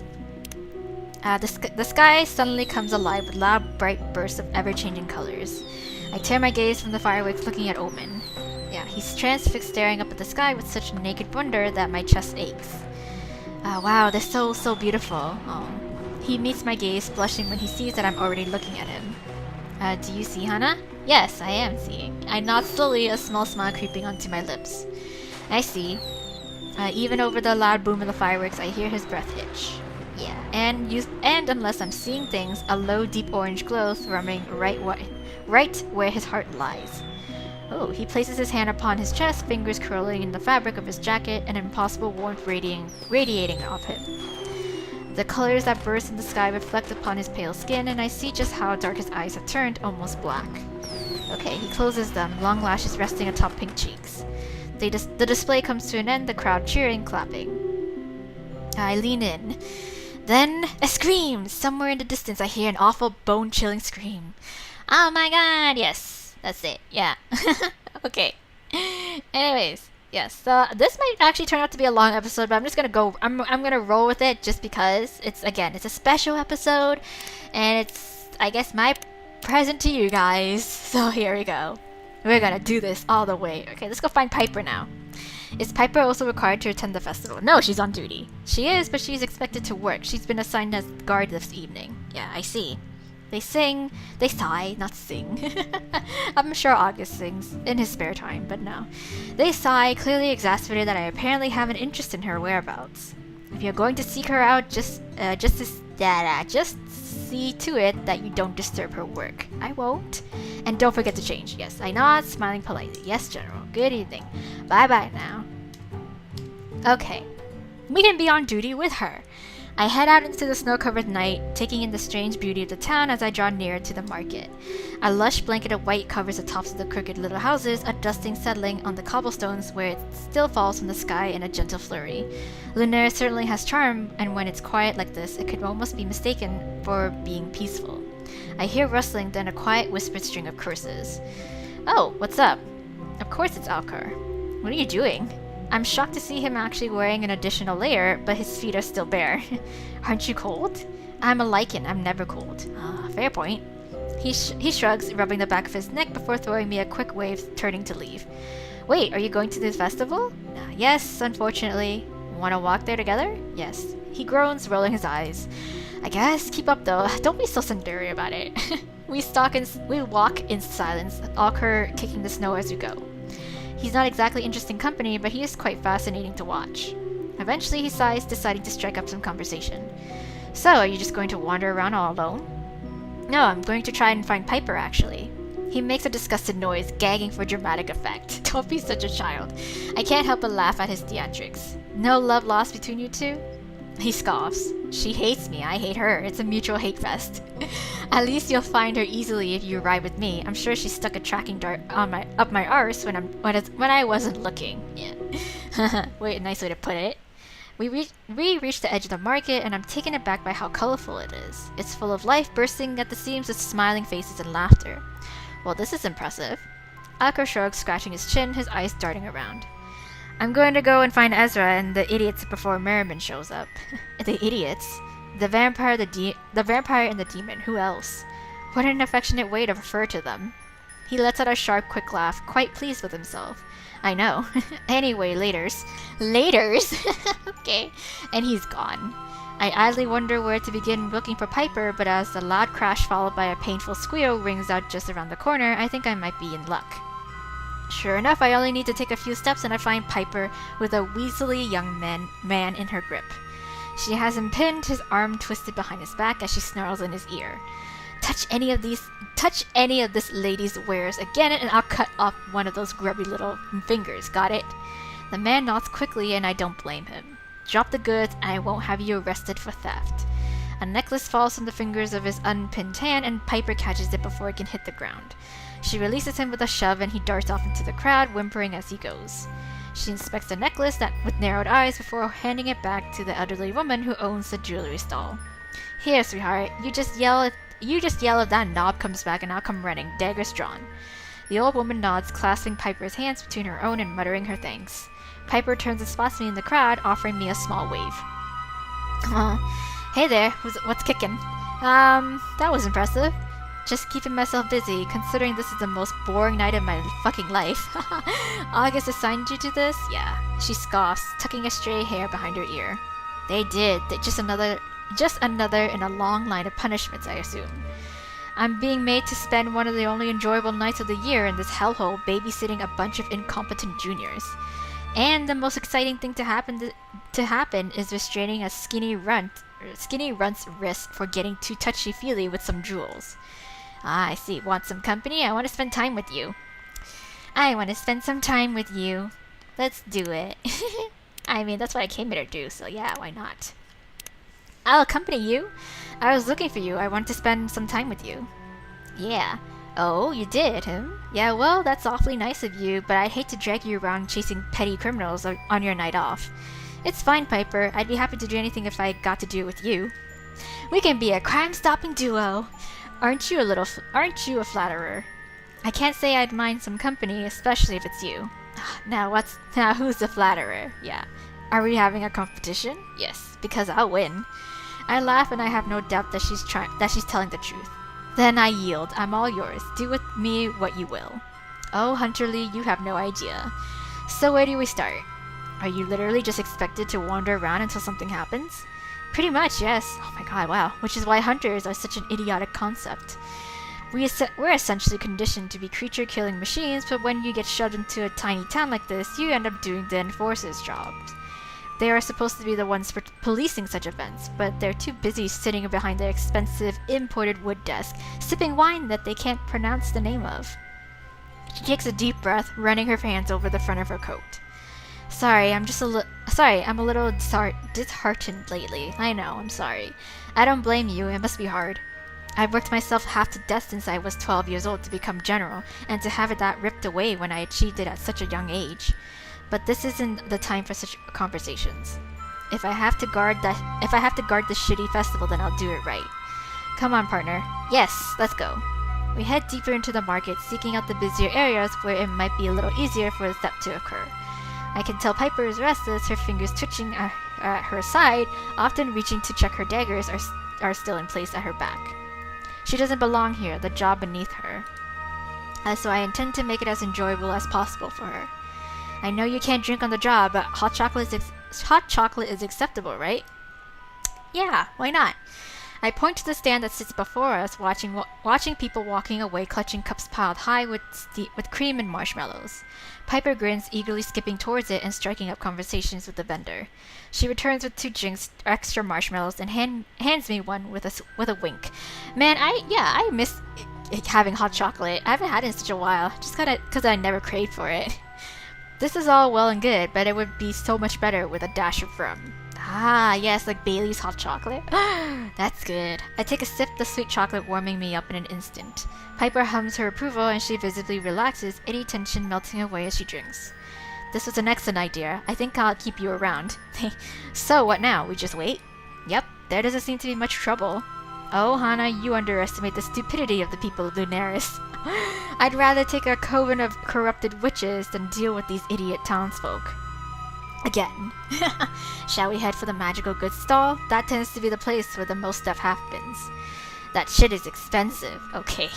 We finish our drinks and move along, the crowd thinning as we find the stalls that Piper mentioned. I spot Ezra browsing the herbalist's wares, no Alcor, Finn, or Omen in sight.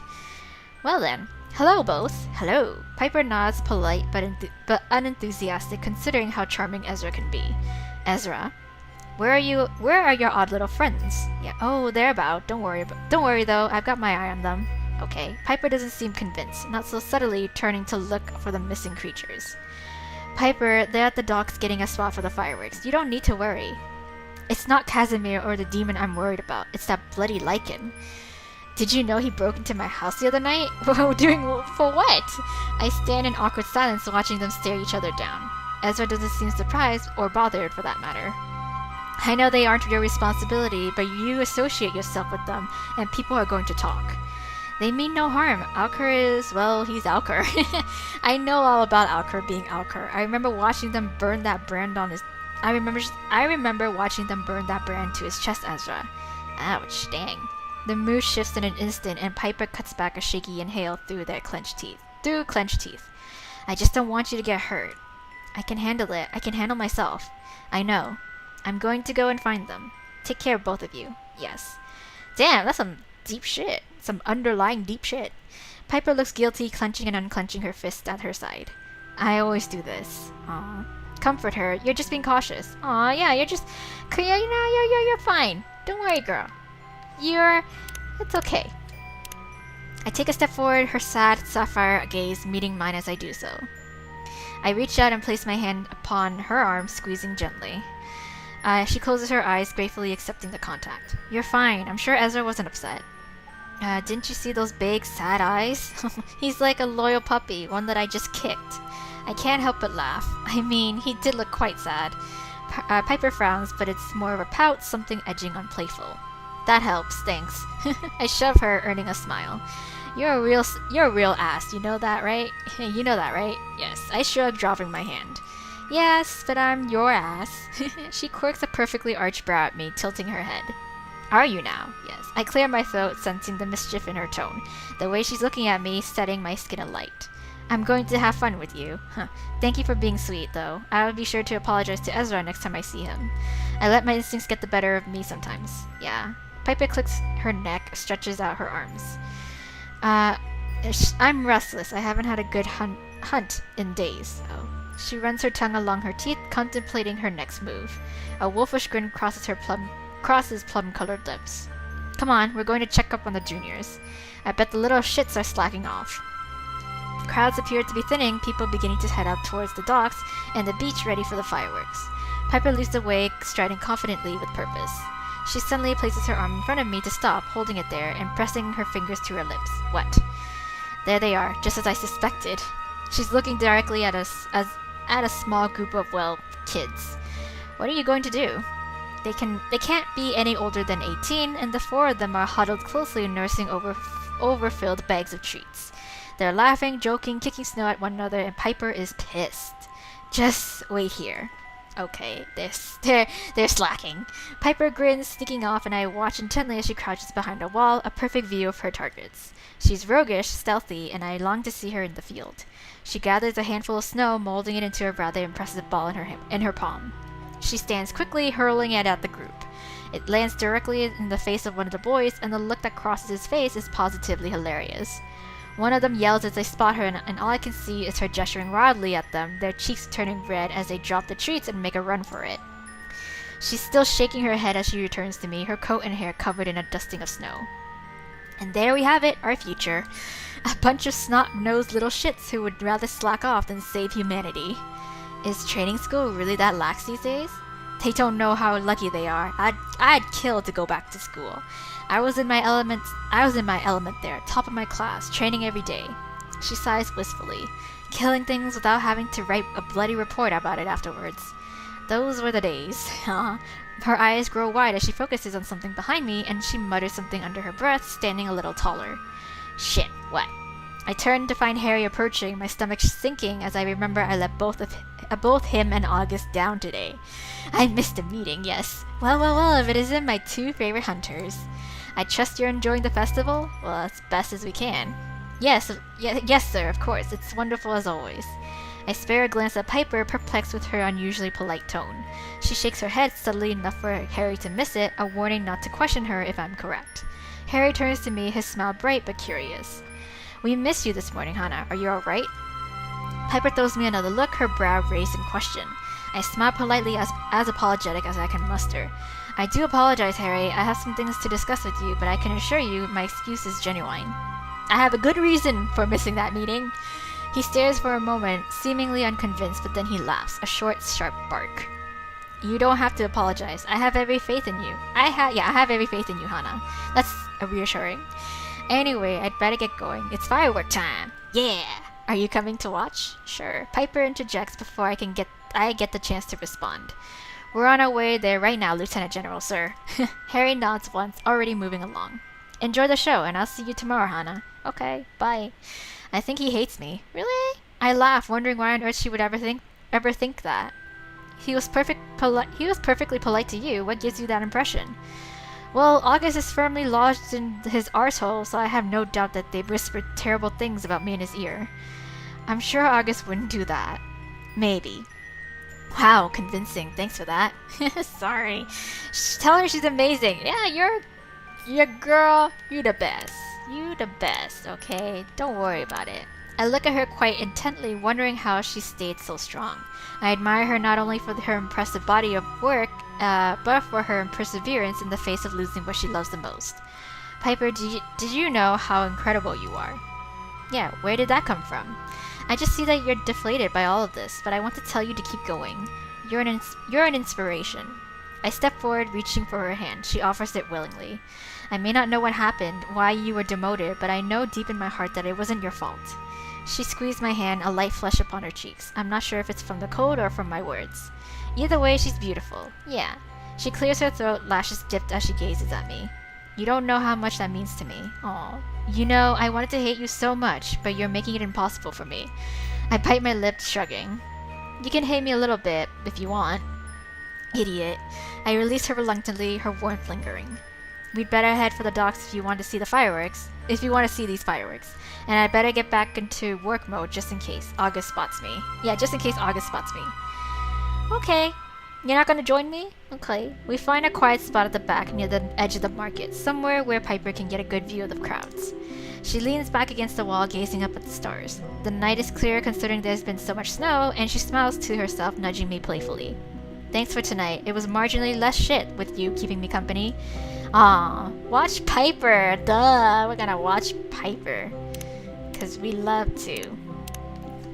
I carefully curl my fingers around her wrist and Piper steps forward with intent, squaring up to me. Only marginally? She bites her lip, her eyes wide, bright, beautiful. There's room for improvement, Hunter. Suddenly the sky lights up, bursts of colors popping against a backdrop of stars. She doesn't tear her gaze from me, nor does she pull away. She relaxes in my loose grip, stepping closer again until we're toe-to-toe. Up close like this, I can count every freckle that dusts the bridge of her nose, her cheeks. Any tips? Yeah. She swallows loudly, tongue flicking out to wet her plum-colored lips. I like your lipstick, girl. Where'd you get it? Is it MAC? I find myself transfixed by the movement. That would be cheating, wouldn't it? Huh. Her voice is low, raspy, and I feel myself leaning forward, helplessly drawn to her. Wow, we're getting more and more. We're kind of getting into, like, kissing these peoples. The display comes to an end, the crowd cheering, clapping, but it's all drowned out for me. Okay, all I can see is her. She closes her eyes, exhaling sharply. Then, a scream. We both tense, her eyes snapping open. Oh no. In the distance rings out a terrible, gut-wrenching scream. Yep. Oh my god. Someone done got murdered. Okay. Anyways, last of the 6 we are gonna do, of course, it's last but not least, the man that we are going to pursue, that I have decidedly to pursue. It's Ezra. Yes. Find Ezra. Ezra, darling. Where are you? Yes, I know, August. I'll change out of my shitty looking clothes. Okay. I think of heading to Ezra's shop to find him, hoping he'll be happy to be my guide for the evening. The lantern outside isn't alight when I round the corner, but I decide to knock and double check to see if he's home. As I raise my fist to the wood, a soft gust of wind startles me. I turn to find a familiar figure waiting for me down on the street, a friendly smile on his face. I knew it was Finn! Yes, he's on his way to the market. Oh, okay. Hello to you too, Finn. How are you feeling? Good. He pauses, brows furrowed slightly. I was worried about you after that. Yeah, I know. I smile as I step back onto the street. I'm fine, if not a little shaken. I'll be okay though. I'm glad. You might catch Ezra if you hurry. I was heading to the festival myself, actually. You enjoy the festival? Yeah, I do, especially when Alcor decides to attend. He tends to cause trouble. Oh, I like trouble. Oh, I see. I laugh at his wicked grin, following as he turns his head toward the market. Come on, I'll walk you. Yeah, I was gonna say, let's walk together. Finn bids me farewell at the entrance, eagerly running off and disappearing into the dense crowd in his search for entertainment. He told me I'd likely find Ezra reveling in discounted goods, so I head towards the stalls that appear to be selling herbs, spices, and other ingredients that may be handy to a local witch. I spot a shock of white hair, and Ezra turns to face me as I call his name. Oh, Hana, yes. I didn't expect to see you standing there. He tucks a neatly wrapped bundle of what looks like skeletal touch-me-nots into the pouch upon his belt, the petals withered and forming the shape of a sinister, smiling skull where they curl. I raise an inquisitive eyebrow at him. Yes. He rolls his eyes playfully, tipping his head for me to follow him as he heads to the next stall. I do not buy them for the reason you think. They're for medicinal purposes, not hallucinogenic ones. Oh, they're drugs? We wander from stall to stall, Ezra apparently quite happy for me to stay in his company, and I enjoy watching while he takes full advantage of the unusual wares. He barters with a particularly stubborn herbalist over the price of her angelica root. He walks away with a scowl on his face, but his expression brightens, and the wink he offers me tells me he got a good deal.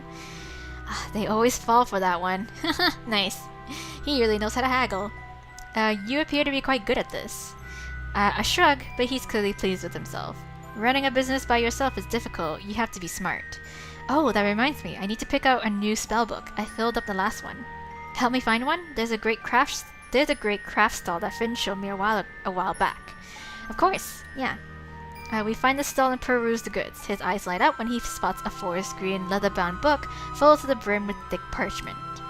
It's as if it was made just for him, and he eagerly passes over his coin to the vendor. I go through these quickly. I tend to be a bit of a scribbler.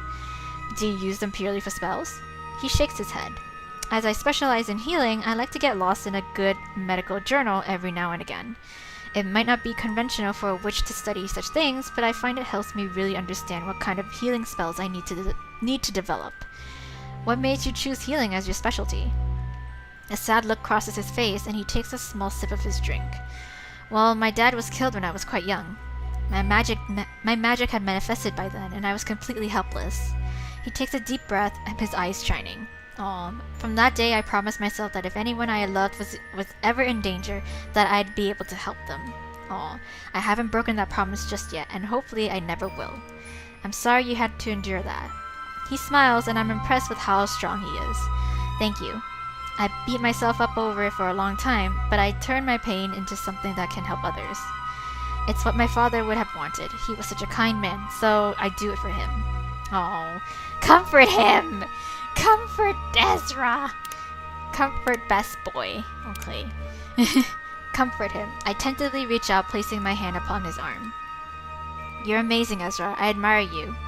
Yeah, that means a lot coming from someone like you. Really? You're so brave to do what you do. That's true. I smile, and he gratefully leans into my touch, reaching up to place his hand upon my own. He's warm, even in the freezing cold, and somehow I'm not surprised. We're both saving the world then, right? Yes, we are. But really, thank you. I'm so lucky to be surrounded by such wonderful people. I reluctantly remove my hand, Ezra dropping his gaze as I do so, long dark lashes kissing the top of his freckled cheeks. He shivers, rubbing his hands together. It's freezing. I know. How about we go and get a nice hot drink, and you can tell me about that headache of yours. Yeah, sounds good. We ordered 2 steaming cups of hot chocolate, taking a seat on a pile of colorful, mismatched cushions that the vendor had kindly laid out. Ezra hums, content as he inhales the sweet scent, the drink topped with a generous heap of whipped cream and marshmallows. We sit in comfortable silence for some time, watching people passing by, laughing at the sight of a fast-moving Alcur being tailed by Piper. I dread to think what he's getting up to. Now, tell me how you've been feeling since that. Well, Doctor... He looks at me expectantly, worry shining in his eyes. I'm okay, apart from the fact that I slept all day and missed a meeting with Harry. I think August wants me dead. I'm sure they don't. You'd certainly know about that if they did. Trust me. Okay. We both laugh, but I don't doubt that he's telling the truth. We finish our drinks, missing their warmth the second our cups are discarded. Ezra suggests finding something to do that might warm us up, so we head in the direction of the music we hear coming from the other side of the market. Ooh, we're about to get our groove on. I spot an unmistakable figure as we draw nearer, and I see Ezra visibly deflate as August turns and spots us, the dramatic eye roll unmissable. Wow, he's so like... God, he's like sass master. What the hell? August clutches a glass of mulled wine like it's a lifeline, sighing as we come to stop before them. Ezra, Hana, I trust that you're enjoying the festival? Ezra clears his throat, looking up at those ice blue eyes. Yes, we are. How about you, Gus? That wine looks delicious. They tilt their cups, steadying the dark red liquid, a stick of cinnamon added for decoration. Yes, well, wouldn't be the Lunar Festival without copious amounts of alcohol to pass the time, wouldn't it? Yes. Would it? Yeah. Ezra smiles politely, but I can tell he feels a little uncomfortable. It's been nice seeing you. We'd better get going. He looks at me, requesting backup. Yes, we're off. Somewhere. Very busy. Oh, yes, so busy. Well, enjoy that, whatever it may be. Farewell. Bye. We continue onward in silence, Ezra seeming a little deflated after our brief encounter with the Enforcer General. This new area of the market is much brighter, and there appears to be a lot more people gathered here than anywhere else. Ezra tips his head, gesturing for me to follow him to a quieter corner. Are you okay? You seem quiet all of a sudden. Sorry, I'm fine. I find it hard seeing Gus. They make it hard. Leave it. Ask about August. I want to ask. This time I want to ask, because I feel like we need to connect with Ezra a little bit more, no? Let's just ask. You know you can talk about it with me if something is troubling you, right? He sighs, fiddling with the hem of his coat, avoiding meeting my gaze. I wouldn't know where to begin, but thank you. I've known Gus since I was very young, and our friendship was never easy. They seem complicated. Ezra nods once, worrying his bottom lip between his teeth. They didn't have much of a support system when they were growing up, and I think... Well, I think they envied me. Oh, he scoffs, rolling his eyes. It sounds so silly saying it out loud. Have you ever spoken to them about it? He shakes his head. I'm sure they'll come to me when they're ready. Giving Gus space is important, that much I know. If you ever need help or just a friendly ear, I'm here, right? I'm all ears! I appreciate it. Gus is a good person, one of the best. Don't let our issues put you off them. He clears his throat, bright eyes starting around the market. Anyway, I heard a rumor that there might be a band playing somewhere around here. Oh, here, look. Okay. Ezra points behind me, and sure enough, we spot a band setting up near trinket stands. Okay. They start playing, a gaggle of people eagerly crowding towards them to dance. Well, yes, Ezra steps close, offering me his hand with a cheeky wink. Can I have this dance, Fair Hunter? Yes, you may! I can't I'ma dance with you. Hell yes. I'ma get jiggy with it. Yeah. I bow, giving it all the cheese I've got. So much cheese, it's cheddar. I accept your offer. Take the lead, let Ezra lead. I'll let him lead. It's alright. I'm fine with that. Let Ezra lead. Ezra takes my hand when I offer it, stepping close and placing his hand upon my waist. Are you ready? Yes, take me on a journey. I squeeze his fingers where they entwine with my own, placing my other hand upon his shoulder. I'm ready. Keep up, won't you? Oh, shut up. We fit together perfectly, and the music is cheerful, fast. We spin and step in time with the beat, Ezra's laughter magical, enthralling. I catch myself staring one too many times, transfixed by a pair of emerald eyes. Our bodies are pressed close, and I find myself forgetting where I am, maybe even my name. The song comes to an end, a rather dramatic finish, granting Ezra the opportunity to close off the dance with an impressive dip. Haha, nice. He holds me a little tighter, laughing loudly as he flings me backwards, holding me steady. He pulls me upright, and I quickly attempt to claw back my resolve as he releases me. I miss the contact immediately.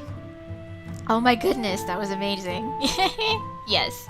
The crowd claps, and I'd barely even noticed that most of them had stopped to watch us, too lost in Ezra to care. You're quite a dancer, Hannah. Well, thank you. I'm impressed. In the distance, we hear the loud boom of fireworks, and Ezra grasps my wrist. Quickly, we'll miss them. Okay.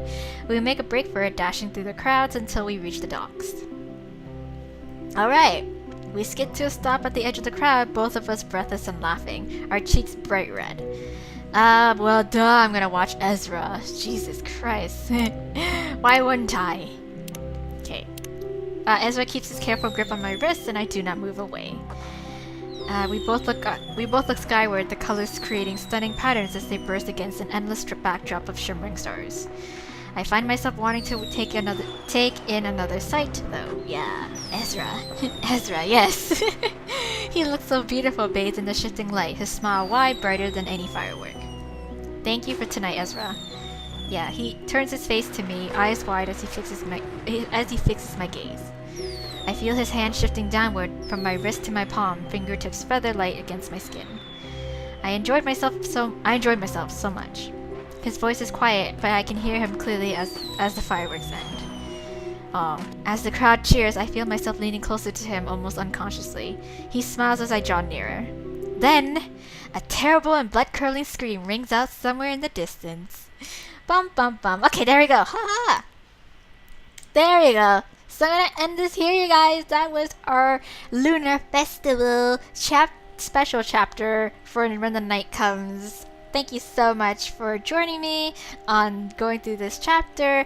I know some of you are probably questioning on why it is that I'm ending this episode, because I didn't exactly go through all the choices with all the characters, even though I kind of did in a way, but I kind of did mostly the flirting ones. But I feel like I might just come back to this at the end, or maybe even perhaps like in the middle of, say, like I was gonna do them when I start getting around to doing the routes for the other people. So say when I get around to doing Ezra's route, or you know what, I should do Ezra's route, at least Ezra, because I'm going to go through with his route from this chapter going forward. So I might as well just do all his choices now here, because No. Oh my god, I don't know what to do. I don't know what to do. Because I was gonna say I would do the choices for all possible choices for one specified character as I'm doing their routes specifically. But at the same time, since I kind of only did most of the flirting choices and not go through some of the ones that are more neutral, then it's like, and when I'm doing their route, it's like I should totally be getting points with them in order to complete their routes. But yeah, since I already kind of did them already, then you know what? Okay, this is what I'm gonna do. When I get to their routes, there's like respective routes. I'll just do the choices that I haven't done for them in this chapter, go through them, but I'll probably just show you guys but not go through with the choices in terms of the story. So I'll do the other choices that don't earn me points with them, but I'm going to continue on the story with my choice that has the points applied to them, if you know what I'm saying, kind of thing. Like I'm just gonna do the other choices just to show you guys, but not have them affect the storyline in any way until possibly the end, when I come back once again in order to get, say, different endings that may involve non-romantic routes, kind of thing. So I might just do that, you know? You know what? Let's just do that. Okay, I am so indecisive. I'm sorry. Anyways, okay, here's the indefinite plan. Final plan, final verdict, final, yes, thing. So we're gonna continue on forward with Ezra's route from this chapter going forward. I'll do his other choices no. Oh, either way, it won't matter. It won't matter? I don't know. I don't know. Anyways, whatever. Okay, yeah. Oh god, I'm sorry. Okay, so I'm gonna continue on romantically with Ezra's route from here on going forward with this game, okay? And then when I'm gonna go back, I'm gonna do his route or somebody else's route for the second time around, but where I'm gonna do non-romantic choices and see if that ending differs at all or some shit like that. Anyways, okay, that's it. That's it. There. Done. Finished. Okay. There you go, you guys. That's my plan of action for this game. I hope you enjoyed it. I hope you come along with my journey in this game. And yeah, continue watching when the night comes. But for now, a Merry Christmas, Happy Holidays, Happy New Year, just to say in advance. And yeah, I hope everybody's safe and enjoying your breaks or whatever you may have. And if you're working, then chin up, work hard, and treat yourself. Treat yourself afterwards. Make sure you take care of yourself, okay? Good night. Good morning, wherever you may be. What am I saying now? Anyways, bye guys. See you in my little Let's Play, but for now, bye!